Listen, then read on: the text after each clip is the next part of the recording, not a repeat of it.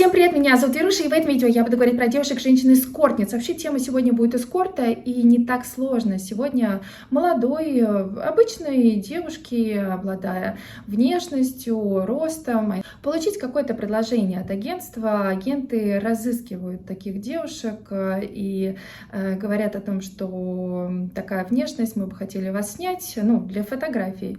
Но затем может получиться так, что в буквальном смысле снять, и снимать будут уже мужчины, только наивные сейчас девушки не думают о том, что это все негласно происходит. С одной стороны, представляется, что сопровождение будет только эскорт, это так и переводится с английского. Сопровождение это для состоятельных людей обычно, которые ищут себе такую красотку, которую они приведут в ресторан или на какое-то мероприятие. Но, конечно же, все этим не обходится.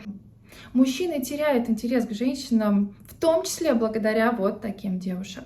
Мужчины теряют концентрацию на девушек, потому что тысячи анкет. Они могут выбрать любую, если у них есть деньги. Просто обычные мужчины говорят, когда их спрашивают, понравилось бы тебе, чтобы у тебя девушка, женщина была эскортница.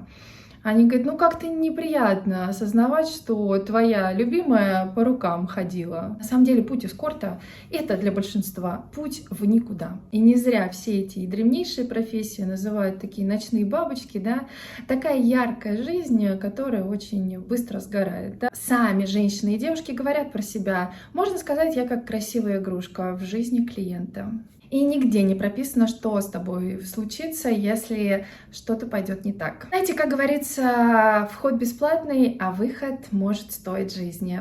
Происходит у этих дам взлеты, падения и сломанные судьбы. Это очень азартная сфера, где девушки могут буквально рисковать своей жизнью. Одна девушка спрашивает на форуме, как вы думаете, как мне побыстрее заработать деньги в большом городе?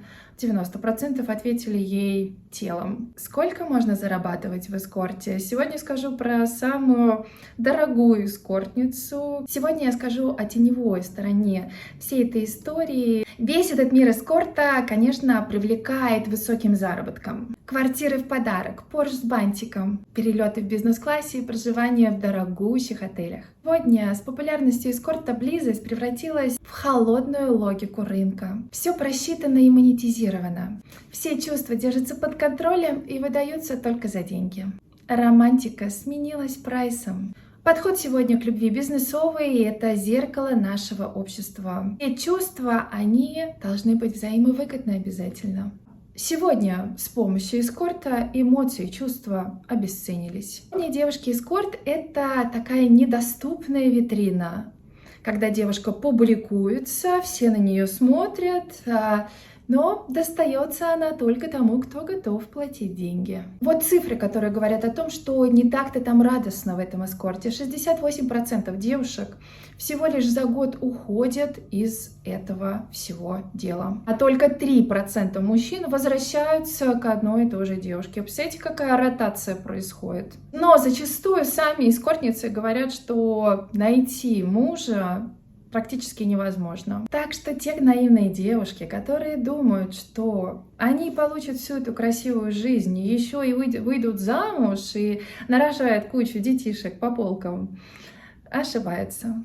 Вот девушка на форуме пишет: меня родители всегда учили так, что я должна получить хорошее образование, что я должна буду быть хорошей домохозяйкой, мамой, скромности, порядочности учили. И в итоге у меня с мужем кредитов много, ипотека, 2 детей, и никаких возможностей, например, так путешествовать, как путешествуют эти дамы, или ездить на дорогих машинах, нету.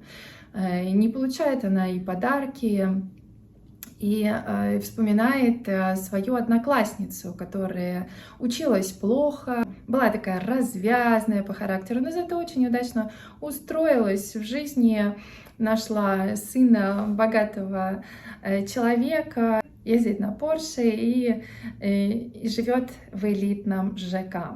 Ну, конечно, на это написали, что вот смотри, эта девушка, она никогда не придерживалась этих тупых правил и не жила стереотипами, строила свою жизнь. Что толку, спрашивает девушка, в этой во всей порядочности и скромности? Вообще, конечно, это особо напрягаться не надо. Следи просто за своим телом, фигурой, за внешностью. Там они все в пластике, по перепластике уже все сделали себе. 3 года у нее там скулы, у нее филлеры везде.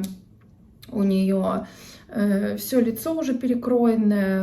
Там уже размер 2 образований изменился. Все в порядке. Девочка подготовлена. И как сами эскортницы говорят, что они отличаются от женщин древнейшей профессии тем, что как раз-таки у них могут быть 2 высших образования. Это является для них хобби. Если бы за год можно было получать $2 миллиона и особо не напрягаться. Вам бы это понравилось? По поводу зарплат в день от $100. История самой богатой эскортницы, нашей российской. Ну вот она зарабатывала $70 тысяч за пару недель. Секундочку, это 5 600 000.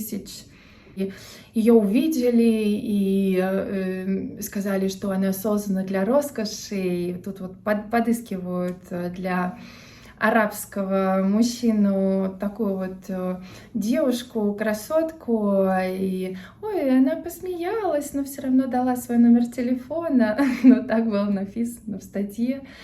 Ну да, совершенно так, ни о чем не думая. Ставили контракт быстренько. В этот контракт входило проживание в личном особняке, большие деньги, подарки и путешествия. Все по списку. Взамен она всего лишь должна сопровождать его на светских мероприятиях. И тут надо похлопать ресничками.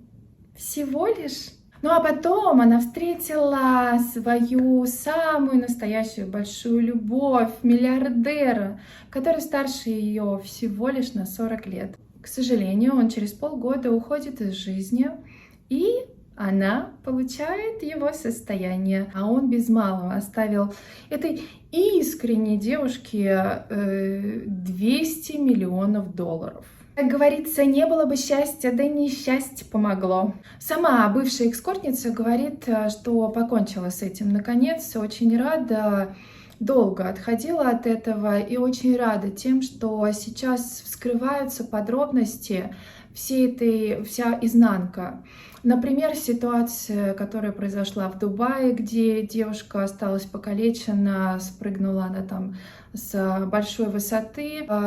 И такая вся нераскрытая история оказывается, но девушка вынесла урок, что все это может быть опасно, и теперь предупреждает других девушек, которые стремятся за этими легкими деньгами. Сегодня я хотела вспомнить фильм «Золото Маккейна». Если кто-то смотрел, старенький достаточно, но очень интересный вестерн.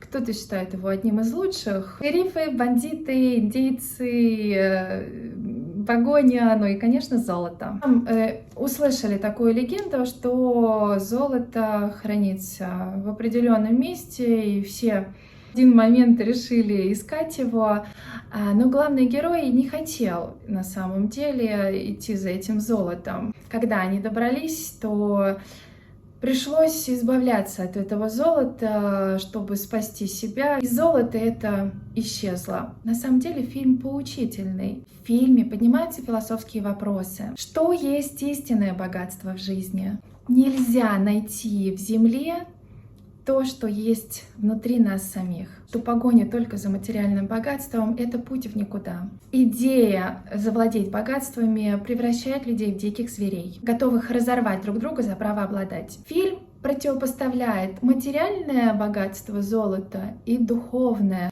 Главный герой не хочет на самом деле этой погонки за золотом. И здесь показано, тем самым встает вопрос, насколько человек сам может противостоять этим соблазнам в жизни.